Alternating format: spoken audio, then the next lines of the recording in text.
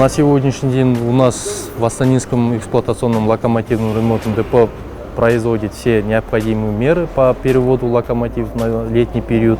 При проведении комиссионного осмотра на все узлы детали, которые необходимо осмотреть, и экипажную часть, и аппаратную группу. При проведении весеннего комиссионного осмотра тепловозом проверяются дополнительные компрессора, очищается полностью машинное отделение, дизельное отделение.